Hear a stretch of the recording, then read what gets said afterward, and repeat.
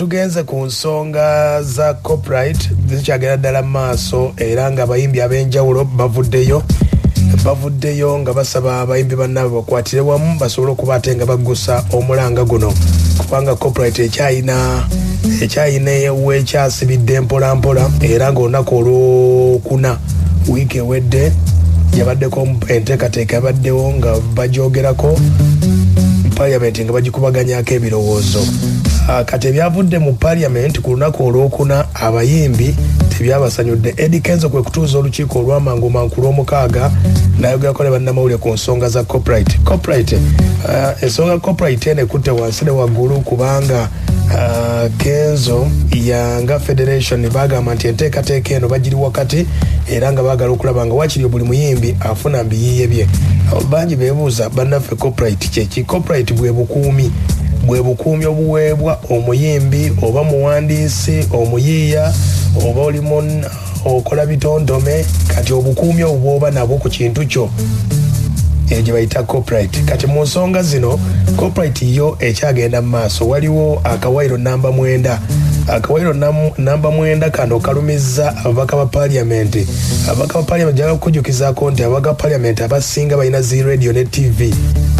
Kati era kusaba nnyo ku byogenda okuba ate ng'owulira abayimbi. Kati waliwo ka cross kano namba 9 akawairo namba 9 kano nno kalambika eddembe ly'omuyimbi oba omuwandiisi ku byenfuna era nga liwa eddembe ery'enjawulo okukkiriza oba okulemesa oba tugeze kubisaamu oba kuvunula kitabo kyonna oba kusaasaanya. Kati akawairo kano wewali firimu nti bagenda bikola batya okulambika tugeze obanga oli muyimbi ku byenfuna by'oluyimba luno ekyo tugeze ekibagenda okukozesa ekyuma okumanya nti radio bweti ne bwetiya ku by'oluyimba lwo.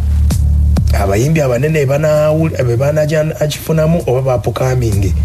Kati abaka parliament ab'enjawulo bagamba nti ekintu kino bamu n'abamu abagenda okifunamu era abamu tebabikkiriza mu nteekateeka eno. Naye nga ku lwokubiri abayimbi ndabyeko Kenzo abayise bagende basooka okuba ate nga balaba enteekateeka eno bayinza kutuusa batya eddoboozi. Kenzo n'omukulu King Saha wano nno kyekibagase. King Saha ndowooza tandikire ku King Saha wano ng'agamba wulira Twagala copyright bajali baffe bantu baffe banyumiro bannandujja bonna bali essente balima n'amakula. Twagala copyright buli muyimbi wali ali essente. Twagala n'abalala batali inspired kuyimba babijoining bayimbe babifunemu. Emirimu miramu agikutukira ne guno mwagala kunyigiriza muti. Twagala copyright, we want our copyright. We want our mudamu. We want our copyright. We want our copyright. We want our copyright. We want our copyright. Zakati gwali mu office edobozi ligenda kujja mu office yo. Ekijasi muntu. King Saha bwe yabaddawo ng'agamba nti tulina okukwatagana awamu. Ogenda kubeerayo mu office wakulimbelimbe nina babiri ku mulyango nina batuula ku muki ku pick up. Nkulayirira aganyabo. Tujja bangi. Njagala abantu akakadde kamu. Mutandike ng'okuntaginga tugenda tubanje copyright n'ebirala bye twetaaga mu bimanyi. Abantu akakaddaaka njagala mu registering mu account yange mpereza message.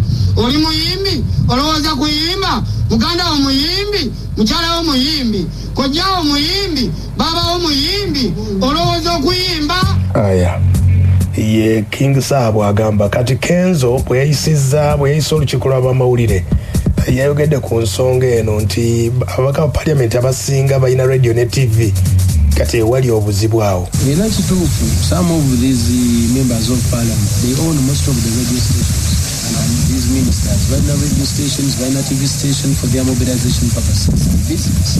Kati some of them bakuba omupiira baguza on their side but they should also think about us because we put in a lot of effort to really create this work that they are using to boost their media houses. And some of them also they are the owner of bars by owning amabara n'amawoti. You know? Kati ke kawaayira ako namba 9 okukuuma ebyensimbi ku muyimbi. Okufuga endongo yo egenda kukola etya egenda kutambula etya ofuna otya. we wakyali byonna we bikyali we wakyali akasibye kati era aba parliament bagamba bakyalabamu ebituli bayinza oddiza ne bagira nga bakyetegereza naye katulabe Kenzo agamba ku bayimbi. But we are all Ugandans, whether you're a doctor or a nurse or what, you really listen to the music and you know what we contribute to the GDP.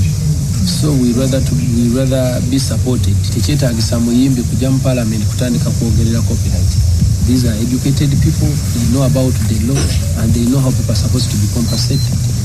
But wano kati bambaina just kind of selfish interest because they actually own this media hotel and Kenzo wasanze obuzibu nti ababaka abasinga mu parliament baina zi radio baina TV etteeka lino babaligize libeera libakwata mu mbeera yonna kati baina dikola batya baina dirwanyisa oba oliawo Kenzo ye nga bwagamba kati mu mbeera eyo omukulu Honorable Daudi Kabanda omubaka wa Kasambya mu parliament alina ne radio bagita Sure kati ye yalambise bw'ati agamba tebibadde mu parliament clause number 9 agamba Kenzo ye engeri bwe yategeera copyright eno ate yakukanamu n'ababaka bwe bagitegeera bitya etteeka eryo kituufu ku lunaku olwokuna biiro eyo yajja mu parliament nga tuluubirira okugiyisa naye twagenda okwesanga nga mu biiro eyali eyisibwa eyo mwalimu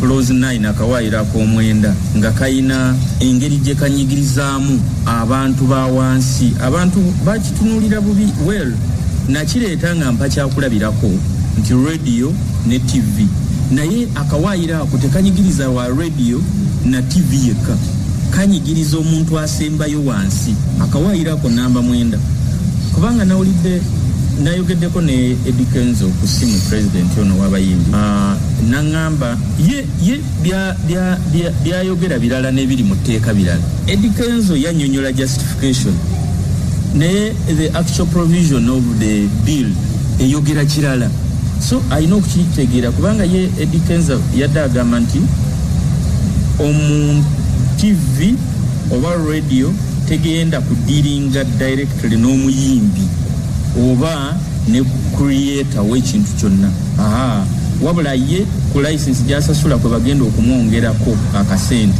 si bwe kiri mu tteeka okitegedde omubaka Daudi Kabanda akutegeeza atangaza ku bannabitone n'abagoba ku copyright nti bw'oba ogenda okukuba oluyimba luno buli mulundi for every use of the work buli mulundi gw'olukuba osasula kagamba nti unless otherwise agreed okujjako ng'okkiriziganyiza unequitable remuneration for the performer or performers and the producer of the sound recording or audiovisual fixation shall be paid by the user to the producer for every use of the work. Akozeseza oluyimba lwoli buli mulundi gw'onaalukozesa ojja kubanga osasula.